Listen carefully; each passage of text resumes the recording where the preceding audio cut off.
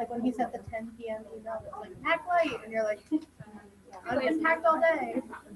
I didn't pack till one. See, I hit like a brain block at like 3. I was like, I'm going home to pack because I can't think about anything else. And so I packed all my stuff at like 3 or 4, and then like went back out into my life.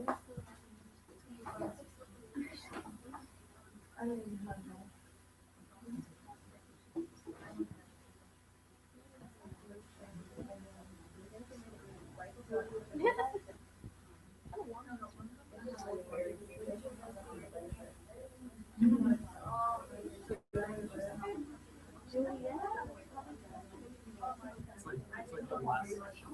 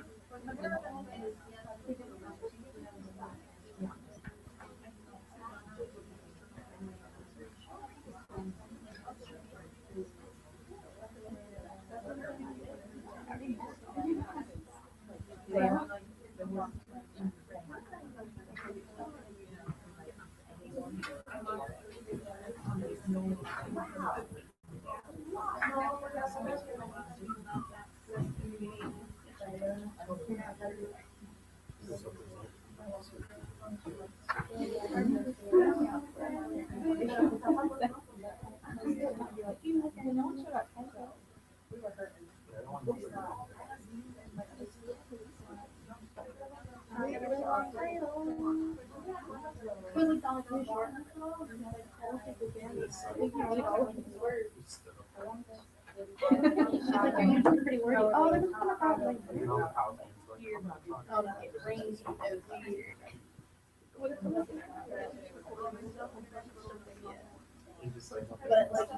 like, just I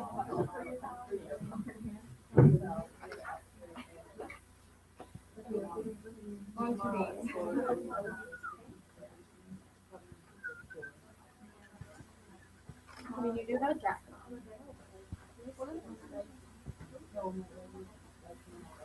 I know, but one of the Friday morning stuff, and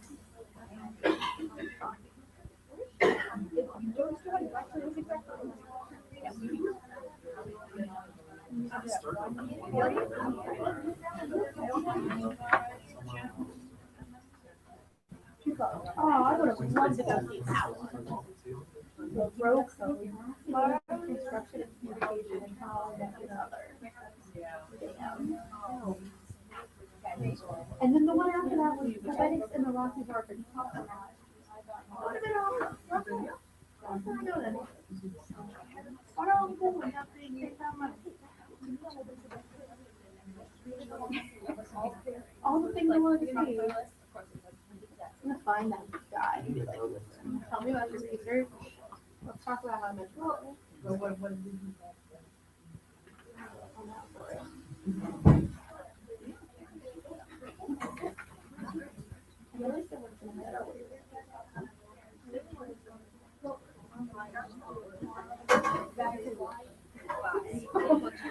Yeah, you can do that with backwards, but I mean, like, I feel like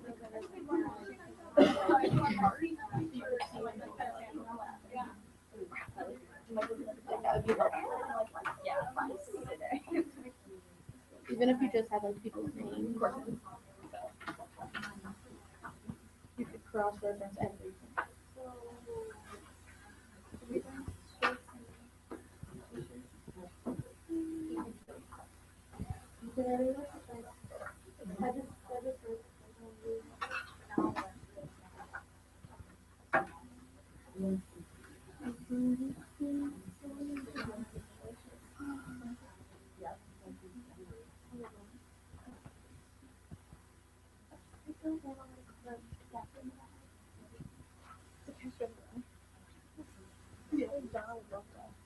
There was one about how many people. Is it? And there, it was this morning at the same time as mine. Why couldn't we have been in the same room? God save the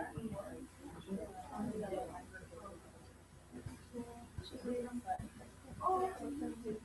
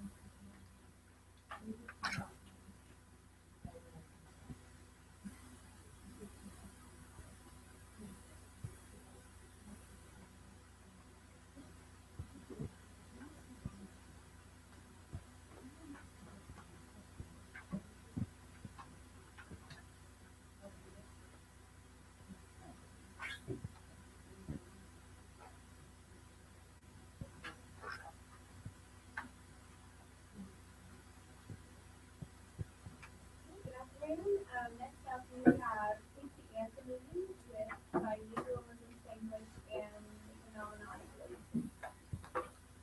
Hi, I'm Casey. I'm from Juniata College in Pennsylvania. Before I started, I'd like to give a little shout out to my research advisor, Dr. Kathleen Biddle. She's been a wonderful advisor and wonderful mentor through all of this. So my research is called Bilingualism, English, and the Phenomenology.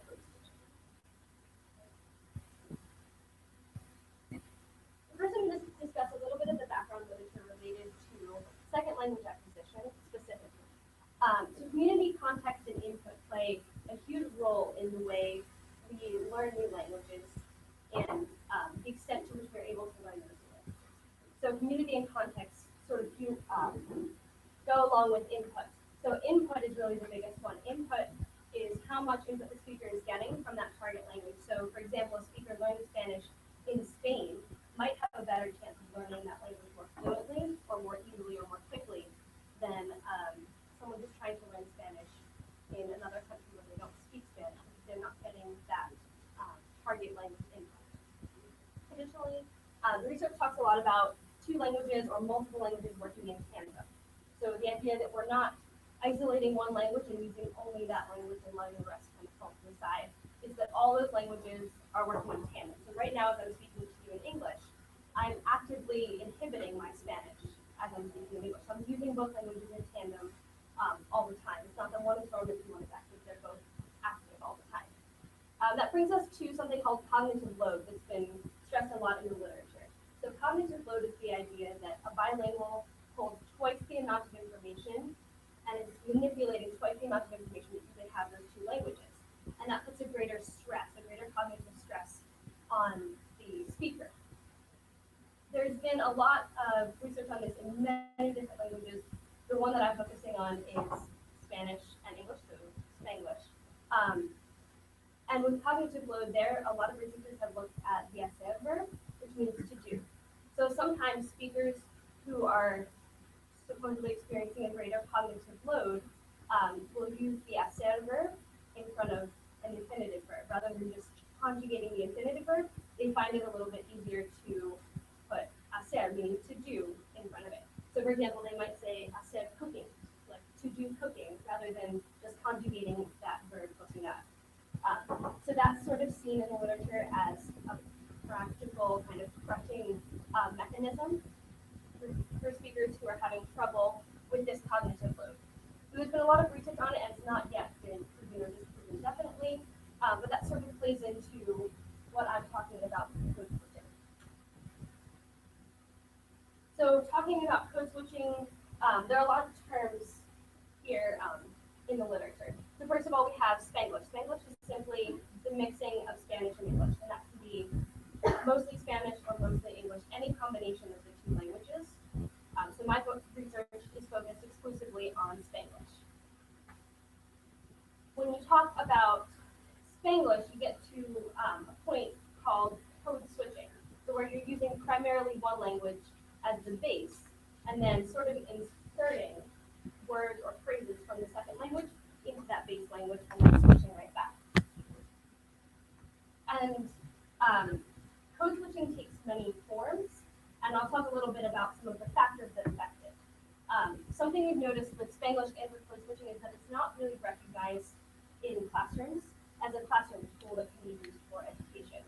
And that's sort of what my research advocates, is that code switching can be used as a classroom tool because it follows a set of unwritten rules. And as I sat in Spanish classes or in English classes in high school and middle school, I learned all of the grammatical and structural rules of Spanish and with English, and how to form a sentence correctly. You never learn the rules of Spanglish, how to switch back and forth effectively. But most or all speakers do it without even realizing it. They have some kind of motivation that's supported by research. So they have generally either a crutch kind of motivation or pragmatic motivation. So a crutch being a very practical use of code switching, with the speaker switching from one language to another because they've gotten to a point in the sentence or the phrase where they can't quite figure out what to do, so they need to quickly switch and then switch right back. Pragmatic is much more intentional. That's where the speaker is intentionally, thoughtfully choosing to use that second language. So to insert a little bit of that second language for emphasis into what they're speaking. So kind of along with this is something called convergence. Convergence is the idea that after using code switching for so long, two languages become more structurally similar. So the languages actually change and become more similar. There's been a little bit of research on it that's sort of tangential to what I'm talking about, but I thought that I would mention it anyway as another field of study. So in my research, I was examining 3 different factors that occur when speakers code switch. So the part of speech they're switching for where in a phrase, and then the reason that they're switching. And my hypothesis was that middle of phrase and noun switches, middle of phrase and verb switches, and end of phrase and colloquial phrase switches, I'll explain this more in a minute, would be significantly correlated. So I'll explain a little bit more of that in a minute, and that should make a bit more sense. My participants came from a city in northeastern Spain near Barcelona, a city of about 46,000 residents. And this particular area of Spain has seen a lot of change in terms of language. We've seen sort of a resurgence of Catalan, which is a minority language in Spain, and it's used primarily in that region called Catalonia. So this region specifically has seen an increase in residents who are not just bilingual, but maybe trilingual, who they speak English, Spanish, and Catalan. So that sort of affected the specific population I was working with. It's not just a population of strictly bilinguals, but mostly trilinguals. And I was only examining 2 of their 3 languages. The students I studied were from an intermediate English class, several intermediate English classes at an institute of secondary education in this city with an average age of 22. So they were about my age. Some of them had come back for sort of like a community college class to learn English. And they were all at the intermediate or low advanced English level.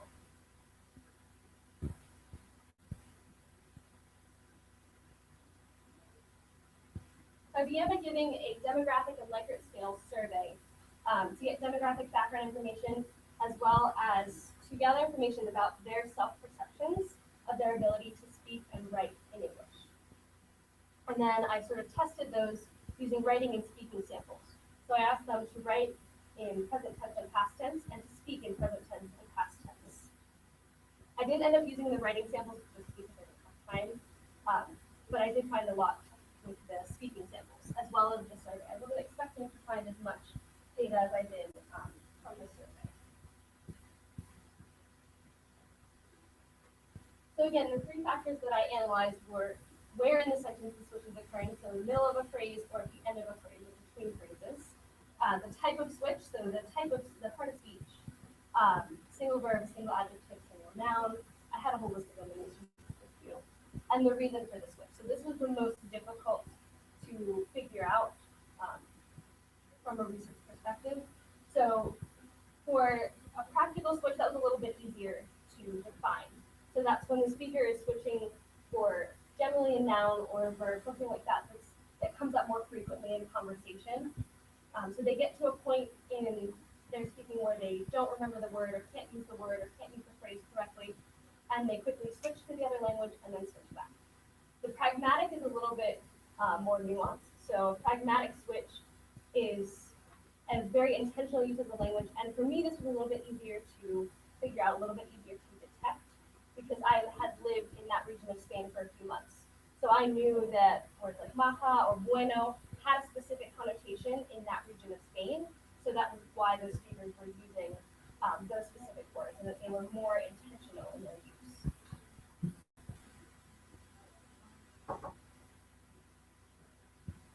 Some of the most interesting some of the most interesting results I found were from the least interesting data that I collected. I wasn't thinking of using any of the survey data, but I did end up using it and found really, really interesting results.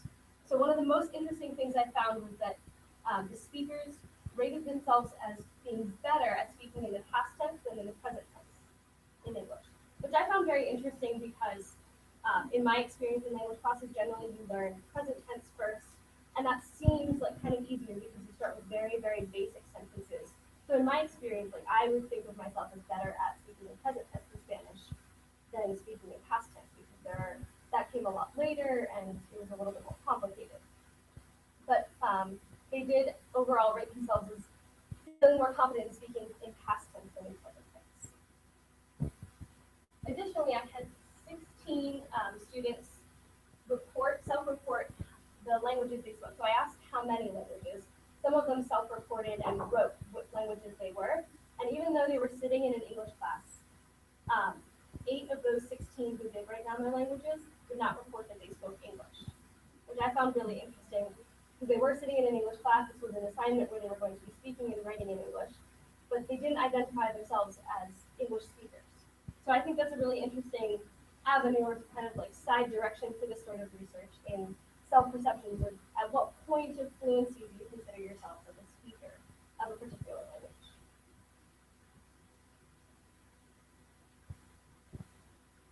One of the significant correlations I found was between the number of years of English and the number of practical switches. So speakers with fewer years of English instruction generally use more practical switches. This is exactly what I expected, which is good. So that proves sort of the fidelity of the coding procedures and the research procedures. I used views in English because I didn't have a standard measure of proficiency or fluency.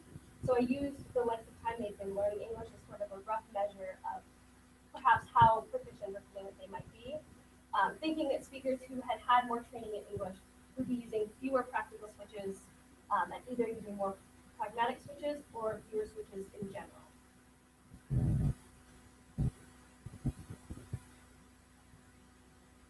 I did find significant correlations between middle of phrase and noun switches and middle of phrase and verb switches.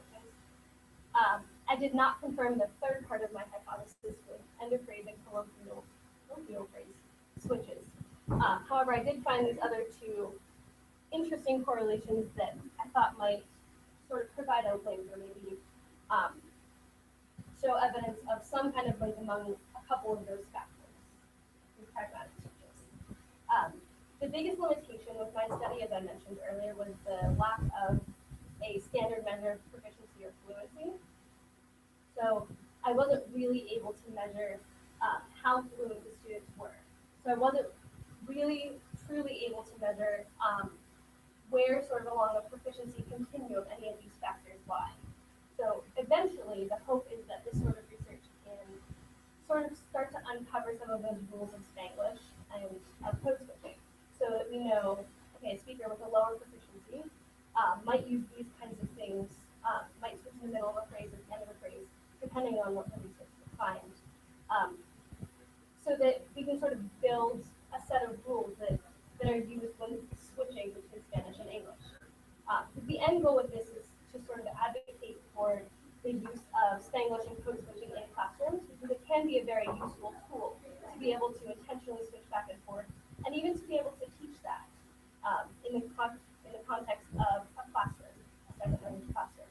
But the first thing we need is to be able to understand more all of these factors relate to proficiency. That's all I have.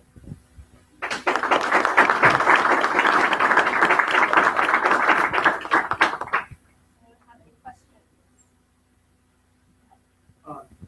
So, did you have any specific? I'm sure you did research before this on the subject.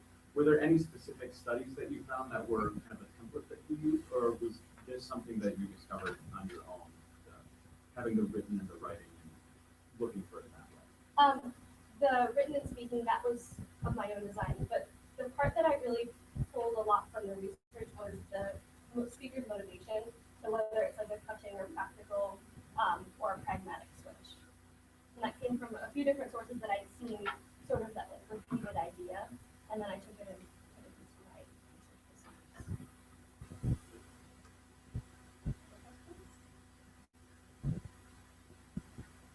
Yes, I do.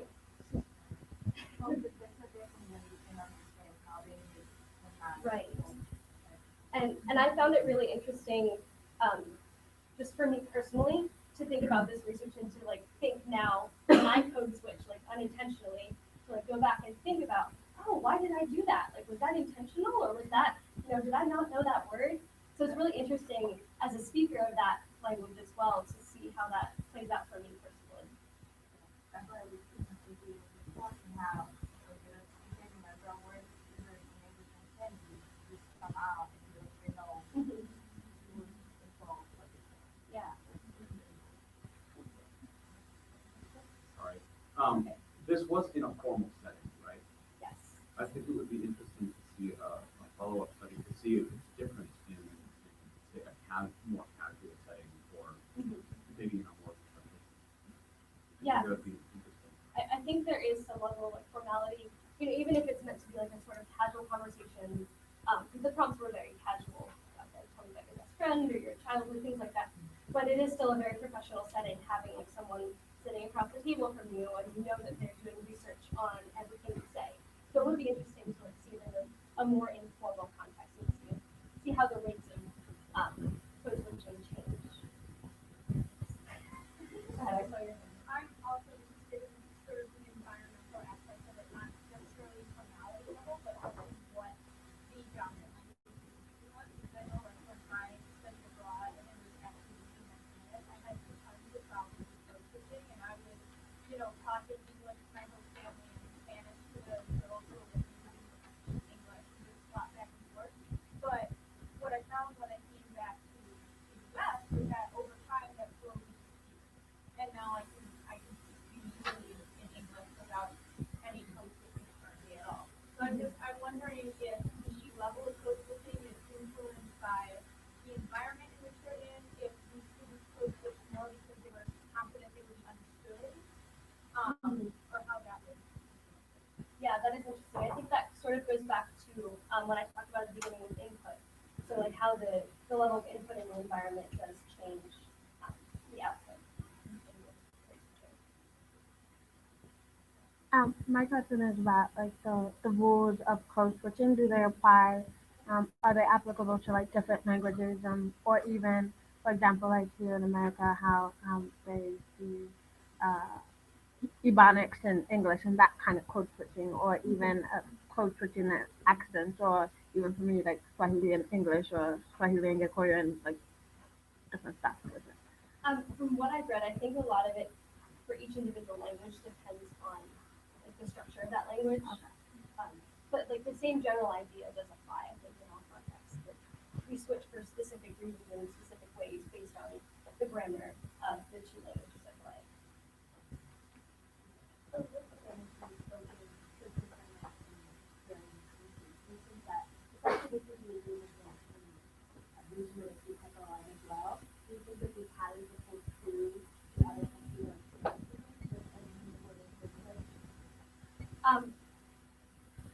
I also studied abroad in Mexico, so I'll bring in a little bit of that experience. I think based on my time in Mexico, I noticed a lot more, a higher rate of loan words, so words that our English that have sort of been adopted. So I think maybe depending on the region, things like that might play into it as well and might change how often people code switching, whether or not that's considered like code switching or whether that's just been adopted. Because yeah, I think there are a lot of regional variations of Spanish. Would you say code switching wouldn't be as beneficial in the classroom because, I know studying Spanish in undergraduate where we are forced to look up those words that we don't know. So do you think it is a benefit to code switch or would it be better to be forced to, get familiar with more vocabulary? I think when it's done in a more intentional way, you can get students to use it in a more pragmatic and intentional way, it can be beneficial because that's showing the higher level of thinking to them having to manipulate both languages and then intentionally use um, both of their languages rather than just using it as like a crutch. I don't think that's necessarily helpful, at least not all the time. But using it more in a pragmatic sense might be helpful in the classroom. Jumping off of that for a second, are you familiar with critical language scholarship? I'm not.